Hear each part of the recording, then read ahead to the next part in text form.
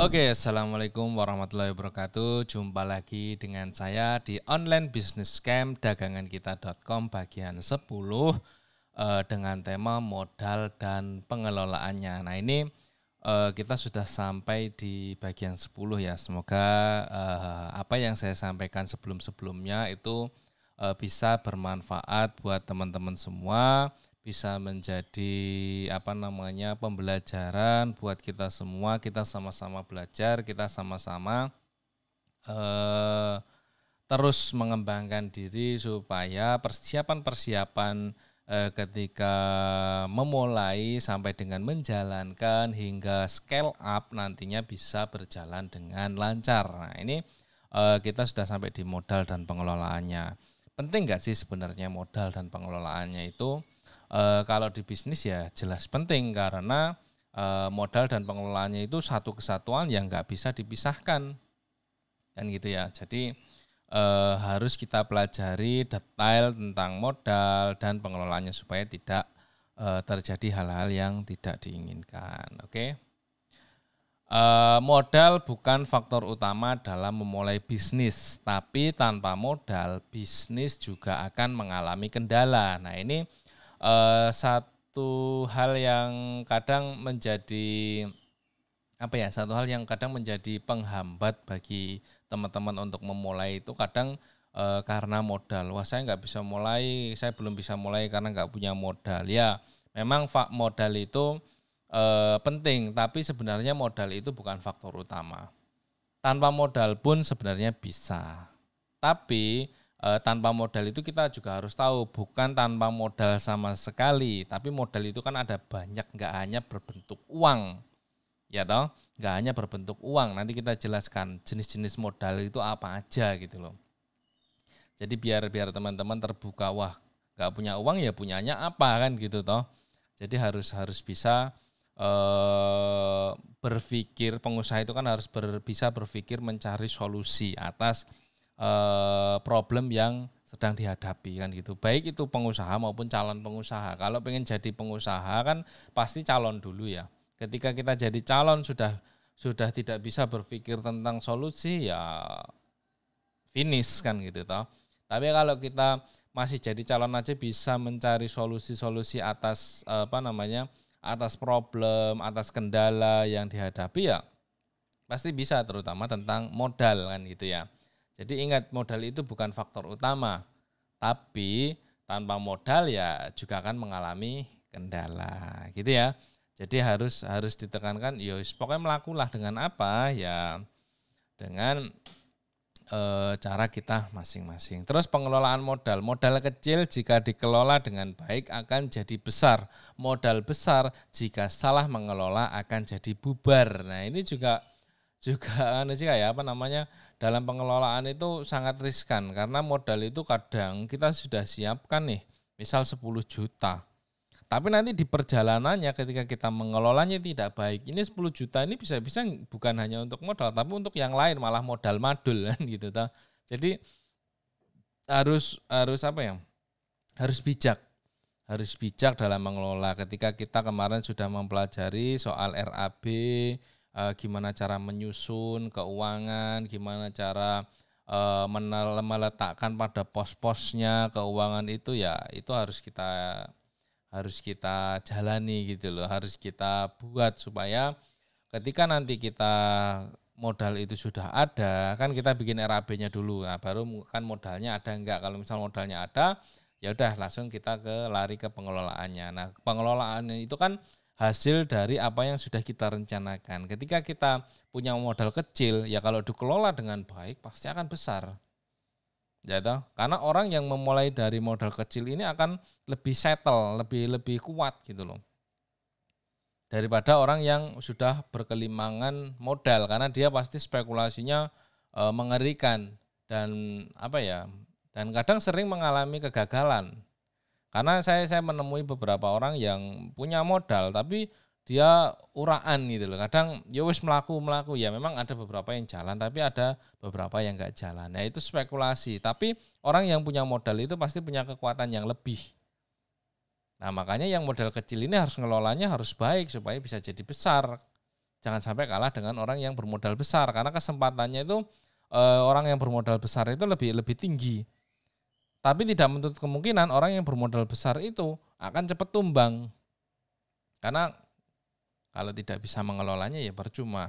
Kan butuh ilmu, butuh lain sebagainya toh kan gitu. Jadi pengelolaannya itu harus benar-benar dijaga dari pos-pos yang sudah dibuat, dijalankan, dikasih alternatif. Nanti kalau terjadi kendala seperti apa, kita harus cari solusinya kan gitu. Ketika kita dibenturkan oleh orderan yang banyak, ternyata modal kita sedikit, ya kita harus putar otak. Gimana caranya orderan ini terselesaikan, mungkin dengan cara pinjam uang dulu dengan teman, kalau misal tidak mau pinjam dengan bank, tapi kalau misal punya akses ke bank ya monggo, kita tidak merekomendasikan, tapi modal itu kan bisa didapat dari berbagai hal, dari kongsi, dari perbankan, dari orang tua, dari mana dan lain sebagainya. Nah itu ya.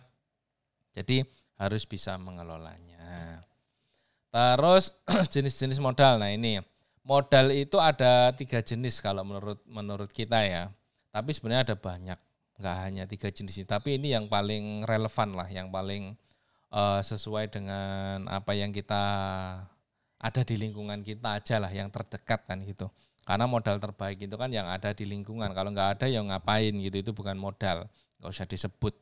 Nah, yang pertama adalah modal uang. Memiliki uang untuk menjalankan bisnis baik untuk persediaan maupun untuk operasional. Modal uang yang baik akan mempermudah pergerakan bisnis. Nah, ini pastilah ketika kita punya uang itu pasti akan lebih mudah. Tapi kembali lagi ke tadi, punya uang tapi nggak bisa ngelola ya percuma kan gitu. Jadi uang ini bisa jadi segala-galanya, tapi uang juga bisa jadi perusak segala-galanya. Jadi kita harus tahu cara mengelola uang. Nah, tapi kalau kita punya uang yang baik, yang banyak, itu akan mempermudah, jelas itu akan mudah banget.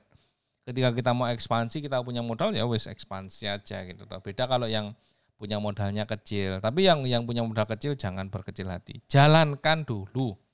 Kelola dengan baik, nanti pasti akan besar kan gitu. Terus modal tenaga. Jika kita tidak memiliki modal uang, setidaknya kita punya modal yang selalu melekat dalam tubuh kita, yaitu tenaga. Gunakan tenaga yang ada untuk memulai.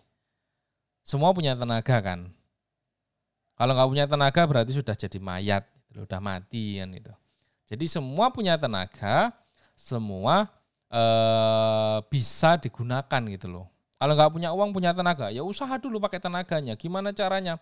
Ya kerja dulu, mungkin ngumpulin uang untuk modal, atau serabutan mungkin, jalan paralel, atau dengan tenaga tersebut kita bisa bantu-bantu, kan gitu toh. Jadi jangan hanya melulu, wah saya nggak punya uang. Kamu punya tenaga gitu loh, tenagamu pakai dulu. Uang dikasih tenaga yang kuat, yang itu selalu melekat kok, kelemar-kelemar itu kan nggak bagus gitu kan. Jadi bangun, jalankan pakai tenaga yang ada kalau belum punya uang kan gitu toh.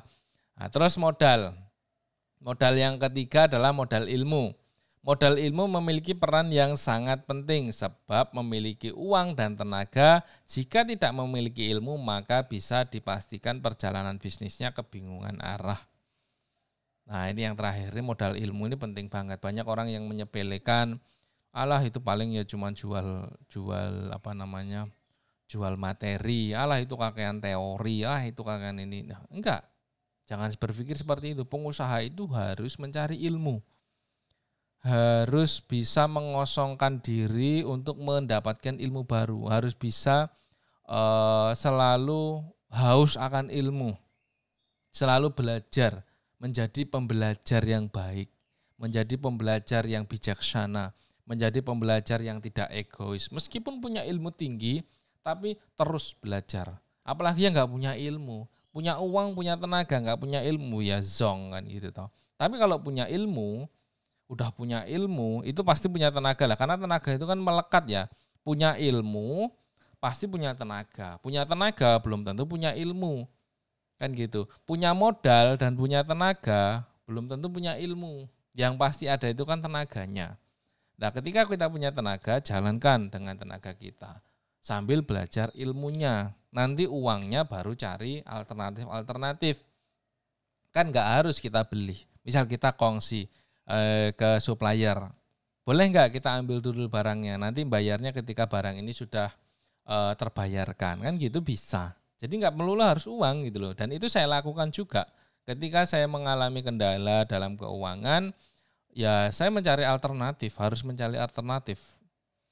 Alternatif itu cari yang terbaik, jangan sampai alternatif itu malah merusak segalanya. Karena saya juga pernah mengalami mencari alternatif, tapi malah itu membuat kita kebingungan itu pernah. Nah, tapi dari pengalaman-pengalaman itu kita harus belajar. Oh ternyata kayak gini nggak bagus. Oh ternyata kayak gini yang terbaik. Ya semua sudah dialami gitu loh, sudah kita alami. Kenapa saya berani menyampaikan seperti ini? Karena saya sudah mengalami.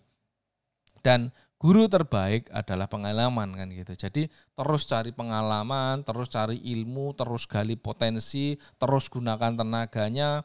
Nah, uang itu pasti akan ada lah nanti. Oke?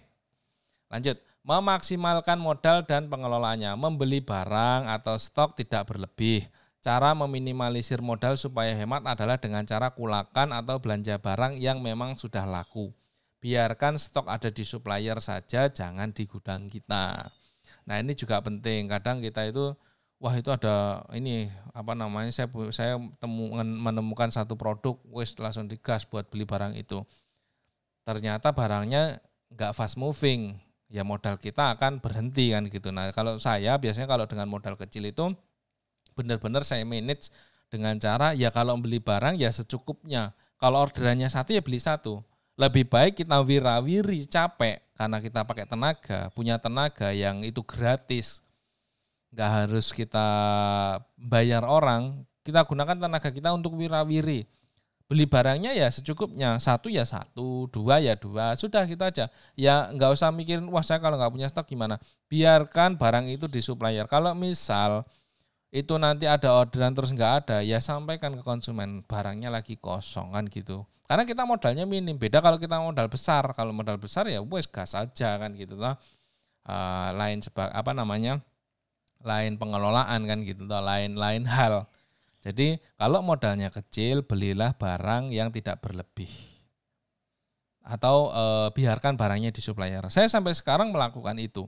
Ketika barang yang tidak fast moving, bahkan fast moving pun saya pastikan kalau misal barang itu di supplier aman, saya biarkan di sana, saya ngambil seperlunya.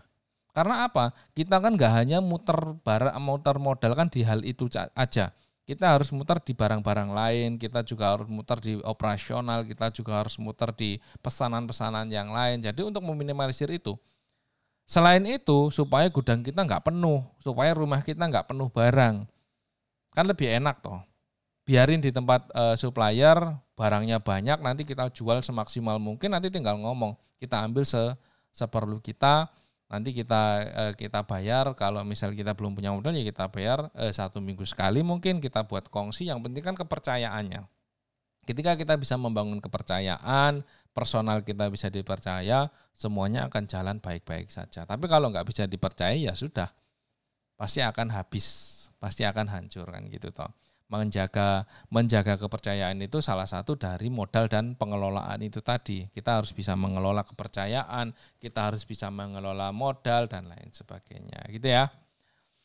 Terus lipat gandakan modal dengan cepat, putar modal serta keuntungan yang masuk dan jangan diambil keuntungannya untuk beberapa saat, misal 6 bulan pertama. Jadi kalau misal kita punya modalnya kecil, itu putar dengan cepat. Jadi gulung terus, bahasanya gulung terus.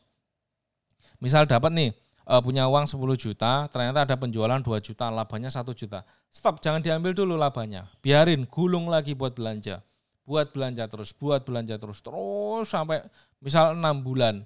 Istilahnya prihatin dulu lah, atau cari alternatif lain untuk kehidupan yang tidak mengganggu modal yang berputar ini.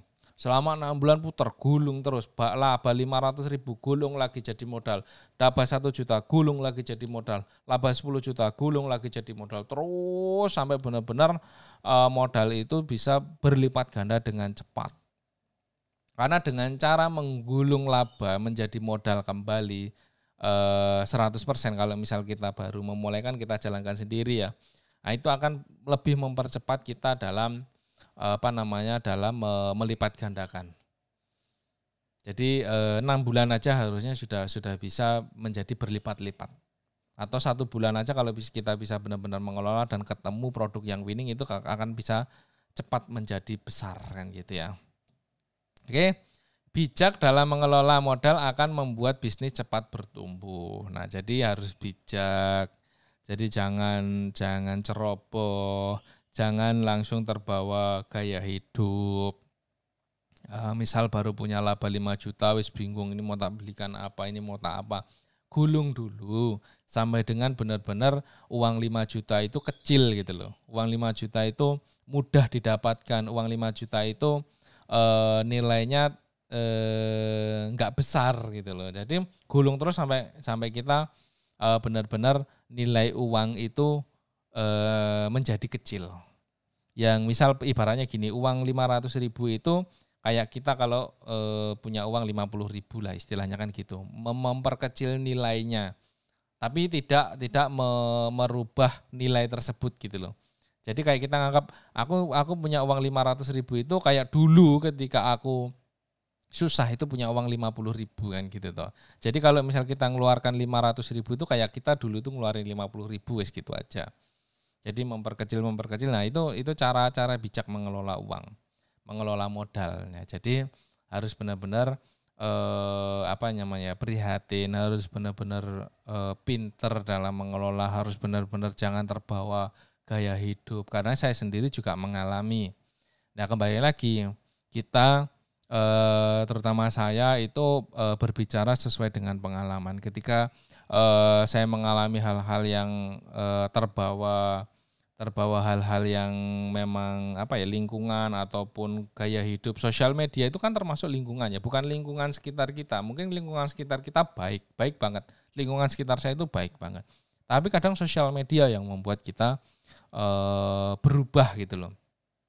Karena sosial media itu sekarang melekat banget di kehidupan manusia.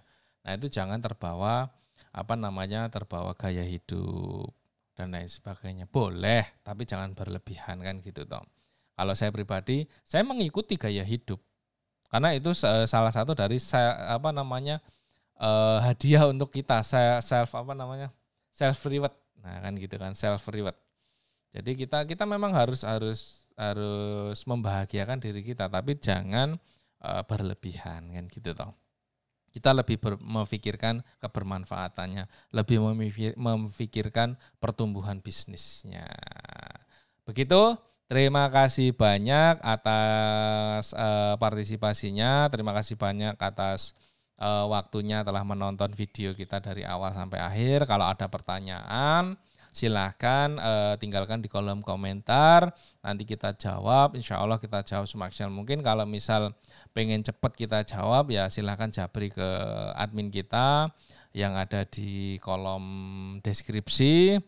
Semoga apa yang saya sampaikan bermanfaat, semoga apa yang saya sampaikan bisa bernilai amal dan pahala untuk saya pribadi. Dan untuk teman-teman semua yang menyaksikan, jangan lupa share, like, komen, dan subscribe channel YouTube dagangankita.com. Dengan teman-teman men-share video ini sebanyak-banyaknya, setidaknya teman-teman dapat pahala jika orang lain menonton video-video tentang edukasi yang telah kita buat. Gitu ya. Mari kita saling berbagi kebaikan, saling berbagi ilmu, saling berbagi kebermanfaatan. Terima kasih banyak. Sekian dari saya. Assalamualaikum warahmatullahi wabarakatuh.